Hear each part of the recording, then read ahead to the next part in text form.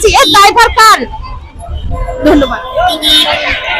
দর্শক দেখতে পাচ্ছেন এই মুহূর্তে প্রেস ক্লাবের সামনে বিশাল যানজটের সৃষ্টি হয়েছে এবং এখানে বাস ড্রাইভার থেকে শুরু করে সবাই উত্তেজিত।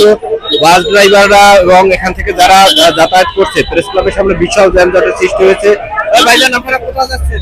আমরা যে হলো ক্রিকেট এখানকার অবস্থা কেমন? অনেক খারাপ, 2 দিন পর পরে আন্দোলন বলেন এই হলো কি মুসলমান সব 2 দিন পর পরে আন্দোলন, 2 দিন পর পরে নামে যেতেছে, 2 দিন পর পরে সব।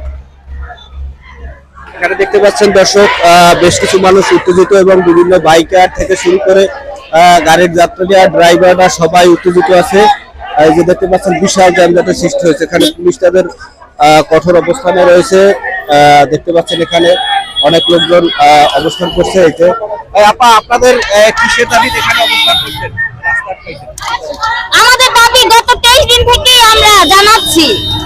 আমাদের তো মহিলা ও শিশু বিষয়ক মন্ত্রণালয়াধীন জাতীয় মহিলা সংস্থা কর্তৃক পরিচালিত একটি প্রকল্প, যে প্রকল্পে আমরা কাজ করছি দীর্ঘ 11 বছর। এই প্রকল্প 2011 থেকে 25 পর্যন্ত একটু একটু করে বেড়ে চলমান ছিল।